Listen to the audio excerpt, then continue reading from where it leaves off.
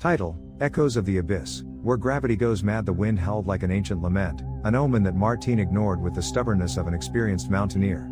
The summit of Cerro Umbral, a relentless and solitary peak, was his obsession. He had climbed it countless times, but this time, something was different.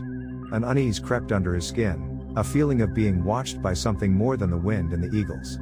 He reached the summit as the sun stained the horizon a bloody orange. There, at the highest point, an anomaly awaited him. A perfect, circular pit, as if a giant had drilled the mountain with a colossal auger.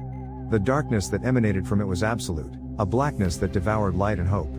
A chill ran down his spine, but curiosity, his downfall, was stronger than fear. Martin approached cautiously, his heart pounding in his chest. The mouth of the pit seemed to exhale an icy air, imbued with a smell of damp earth and something else. Something nauseating, almost putrid. He threw a stone. Silence. There was no echo, no thud, only the continuation of the furious wind. Overcome by an inexplicable recklessness, Martin tied a rope to a nearby rock and began to descend. Darkness engulfed him instantly. The air became denser, oppressive. As he descended, the temperature dropped drastically, and a viscous humidity permeated the rope. Suddenly, the rope tightened sharply.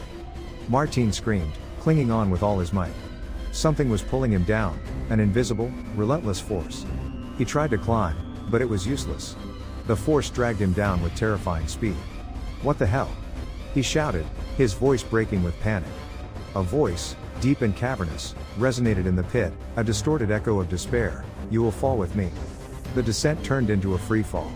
The darkness was total, but in his mind, Martin could see faces, twisted shadows that mocked his misfortune. He felt cold hands brushing against him, unintelligible whispers that gnawed at his sanity. Time became malleable, non-existent. He fell for hours, perhaps days. He no longer knew who he was, or why he was there. Only the fall existed, the darkness, the voice, and the paralyzing fear. In a moment of lucidity, he remembered the stories his grandmother used to tell him as a child, legends of a cursed pit that swallowed greedy men and profaners of the mountain. It was said that the pit was the mouth of an ancient god, thirsty for souls. Suddenly, the fall stopped.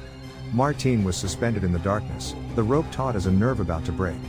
Below, a faint light flickered, like the dying eye of an ancient beast. With his heart in his throat, Martin descended the last few meters.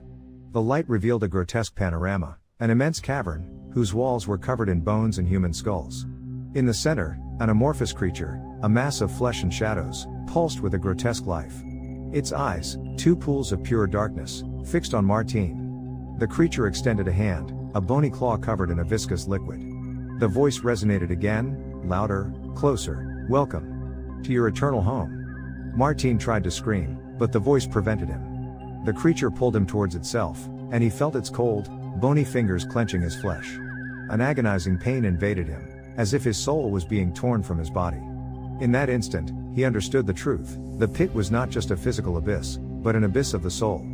The creature was not a god, but a manifestation of the despair, loneliness, and fear that dwelled in the depths of every human being.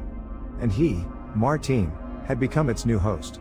The next day, a group of rescuers found the rope tied to the rock on the summit of Cerro Umbral.